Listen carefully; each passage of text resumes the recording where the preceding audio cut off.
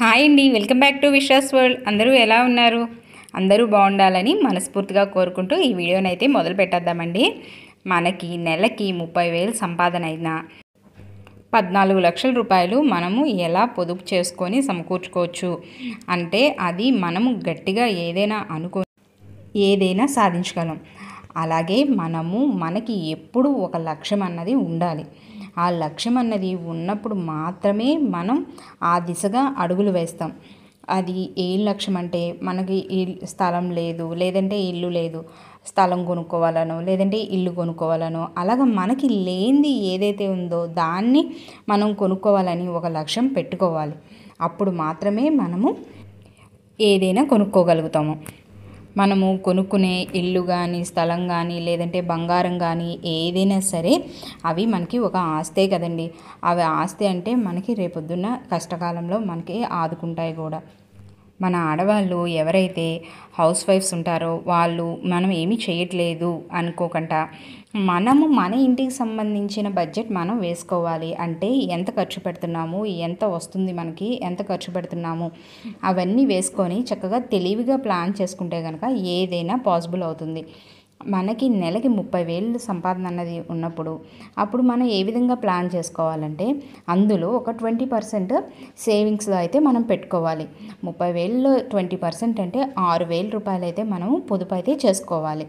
మనం 6,000లో కూడా మనకి చేతి కిందకి ఉండడానికి నెలకి ఒక 500 రూపాయలు ఎమర్జెన్సీకి అని చెప్పి ఈ యొక్క బాక్స్లో దేంట్లో అయినా పెట్టేసి పక్కన పెట్టేయాలి.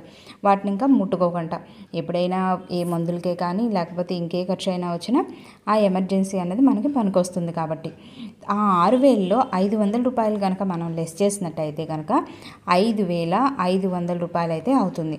5,500 రూపాయల్లో ఒక 4,000 రూపాయలు చిట్ అయితే ప్లాన్ చేసుకున్నట్టయితే మనం ఆ 1 lakh చిట్ మనం 4,000 రూపాయలు కట్టుబడి వచ్చేటట్టు ప్లాన్ అయితే చేసుకుంటే అది కూడా ఫ్రెండ్లీ చిట్ అనేది మనం ప్లాన్ చేసుకోవాలి. దానివల్ల మనకి కొంచెం కట్టుబడి అది ఎంత తక్కువ వస్తుంది కాబట్టి ₹1 అన్నది కనిపిస్తుంది. 1,500 రూపాయలు అయితే ఇంకా 4,000 ఆ 5,500లోని 4,000 రూపాయలు తీసినట్టయితే మన దగ్గర ఇంకా 1,500 రూపాయలు ఉంటాయి. ఆ 1,500 రూపాయలని కూడా మనం పోస్ట్ ఆఫీస్లో సేవింగ్స్ ప్రతి నెల పోస్ట్ ఆఫీస్లో సేవింగ్స్ చేసుకునేటట్టయితే అవి కూడా ₹1 మనకి కనిపిస్తుంది. వడ్డీ కూడా కొంచెం ఎక్కువ వచ్చేది చూసి వేసుకున్నట్లయితే ఆ 30,000లో మనం 6,000 అయితే మనం సేవింగ్స్ తీసేస్తే కనుక 24,000 రూపాయలు అయితే మనం ఇంటి ఖర్చుల నిమిత్తం పెట్టుకున్నాం. ఆ 24,000 రూపాయల్లో మనకి రెంట్ ఒక 5,000 రూపాయల రెంట్లో మనం ఉండాలి. ఎందుకంటే మనం సంపాదిస్తుంది 30,000 కాబట్టి మనము 5,000 రూపాయల రెంట్లోనే ఉండేటట్టు ప్లాన్ చేసుకోవాలి. అప్పుడు మనం ఆ 5,000 రూపాయల రెంట్ కూడా తీసేస్తే మన దగ్గర 19,000 అయితే ఖర్చులకి అయితే ఉంటాయి. ఆ ఖర్చుల్లోని మనం 2,000 3,000 ఈఎంఐలు కానీ ఏమైనా ఉంటే కనుక కట్టడానికి వాటిని కూడా మనం తీసేసుకున్నట్టయితే కనుక 17,000 16,000 రూపాయలు అయితే మనము ఖర్చుల నిమిత్తం పట్టుకుంటాము. ఆ ఖర్చుల నిమిత్తం పట్టుకునే అమౌంట్ని మనం సరుకులు అవి చీటికి మాటికి కొట్టు దగ్గరికి వెళ్ళి తెచ్చుకోకుండా ఒకేసారి మనం సరుకులు అవి తెచ్చుకొని పెట్టుకోవడం, తెచ్చుకున్న వాటిని కూడా మనము ఆఖరి వరకు ఎలాగా పొదుపుగా వాడుకోవాలి, అది వృధా చేయకుండా పొదుపుగా ఎలా వాడుకోవాలన్నది చూసుకోవాలి. తర్వాత మనం కరెంటు బిల్లు కూడా తగ్గించుకోవడానికి ప్రయత్నించాలి. అనవసరంగా లైట్లు ఫ్యాన్లు వేసి మర్చిపోకుండా ప్రతి నెల మనం ఖర్చుల కోసం కొంత డబ్బు అయితే పక్కన పెట్టుకుంటాం కదండి.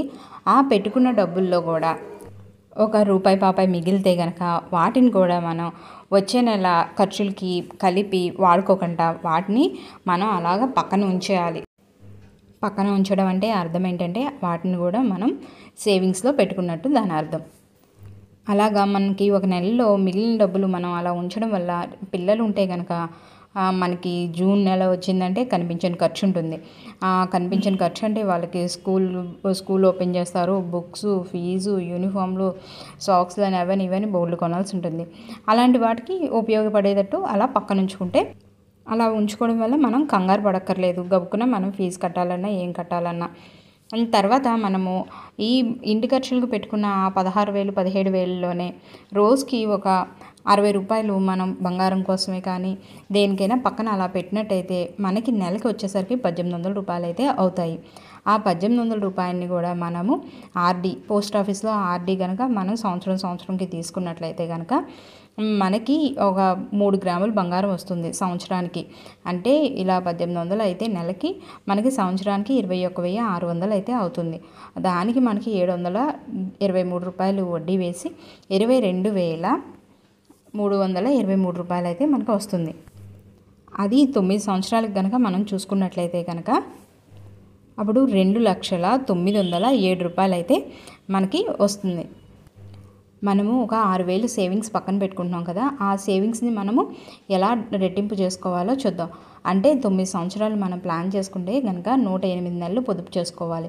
అది ఏ విధంగా చేయాలంటే ఒక 4,000 అయితే కట్టుబడి వచ్చేటట్టు 1,00,000 రూపాయల చిట్ అయితే ప్లాన్ చేసుకోవాలి. అది 20 నెలలు కట్టుకోవాలి.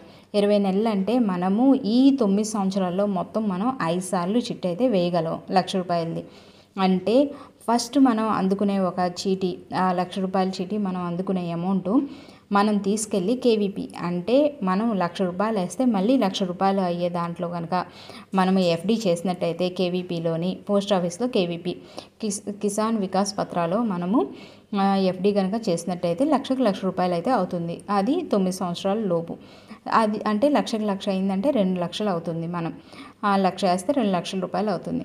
తర్వాత ఈ 5 సార్లు ఇంకొక 4 సార్లు అయితే మనము ఎన్ఎస్సిలో ఫిక్స్డ్ చేసుకుంటే అంటే 5 సంవత్సరాలకు గాను ఫిక్స్డ్ చేసుకుంటే మిగతా 4 సార్లు మనం ఇలాగా ఫిక్స్డ్ చేసుకున్నట్టయితే కనుక మనకి 1,00,000 రూపాయలకి ఫిక్స్డ్ వేస్తే కనుక 1,44,930 రూపాయలు అయితే వస్తుంది. అంటే మనకి 4 సార్లు వేస్తాం కాబట్టి ఆ 4 సార్లకి మనకి 5,79,720 రూపాయలు అయితే వస్తుంది. అంటే మనకి మొత్తం ఈ చిట్ ద్వారా మనం ఇలా ప్లాన్ చేసుకుంటే కనుక మనం 7,79,720 రూపాయలు అయితే మనం పొదుపు అయితే చేసుకుంటాం. మనం ఇంకా ఈ 4,000 అయితే ఇలా చిట్ ప్లాన్ చేసుకున్నాం కదండి, ఇంకా 1,500 రూపాయలు అయితే మనకు మిగులుతుంది.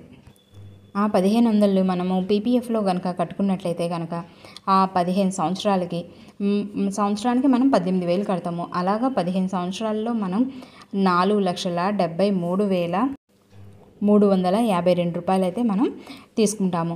మనం చిట్టు ద్వారా వచ్చిన 7,79,720 రూపాయలు, మళ్ళీ పోస్ట్ ఆఫీస్లో మనం ఎలాగ 1,500 రూపాయలు చొప్పున పీపీఎఫ్లో దాచుకున్న 4,73,352 రూపాయలు, మనం గోల్డ్ కోసం కొంచెం పక్కన పెట్టాం కదండి, అది 2,09,07 రూపాయలు, మొత్తం కలిపితే 14,53,979 రూపాయలు అయితే మనం తెలివిగా ప్లాన్ చేసుకున్నట్లయితే పొదుపు చేసుకోగలం. మనం ఇలా పొదుపు చేసుకుంటున్నప్పుడే మనకి ఓన్ హౌస్ అన్నది లేనట్లయితే మాత్రం ఖచ్చితంగా ఓన్ హౌస్ అయితే తీసుకోవాల్సిందే. ఎలా అంటే లోన్ మీద తీసుకోవచ్చు. లోన్ మీద మనం కట్టగలమా, ఈఎంఐ కట్టగలమా అన్న డౌట్ ఏమీ లేకుండా మనం ప్రతి నెల పొదుపు అయితే చేస్తున్నాము. ఆ పొదుపు ఒక 6,000 రూపాయలు పొదుపు కోసం పక్కన పెడుతున్నాము. తర్వాత మనం ఇంటి అద్దె కడుతున్నాము. 6 + 5 11,000. ఆ 11,000 మనం ఎక్కువ సంవత్సరాలు లోన్ పీరియడ్ ఎక్కువ సంవత్సరాలు పెట్టుకొని తీసుకున్నట్లయితే కనుక ఒక 15,000 రూపాయలు లేకపోతే 20,000 లోపు మనకి ఈఎంఐ అన్నది వస్తుంది. అలా ఆ విధంగా మనం ఇల్లు అయితే సమకూర్చుకున్నట్లయితే కనుక మనకి సొంత ఇల్లు అన్నది కనుక ఉన్నట్లయితే కనుక మనము ఆ ఇంట్లో కూర్చొని గంజి నీళ్ళు తాగినా మనల్ని ఎవరు ఏమీ అడగరు అని మనం దృష్టిలో పెట్టుకొని, అంటే ఎవరు ఏమీ అడగరు అంటే ప్రతి నెల అద్దె కట్టవలసిన అవసరం ఉండదు కదండి. ఒక రోజు లేట్ అయినా సమాధానం చెప్పాల్సిన అవసరం అంతకన్నా ఉండదు కదా. అది ఆ విధంగా నేను చెప్పాను. ఈ విధంగా 30,000 మనం సంపాదించిన 14,00,000 రూపాయలు ఏ విధంగా పొదుపు చేసుకోవాలన్నది ఇది నా ప్లాన్. నా వీడియో కనుక మీకు నచ్చినట్లయితే లైక్ చేయండి, షేర్ చేయండి, సబ్స్క్రైబ్ చేయండి. Thanks for watching.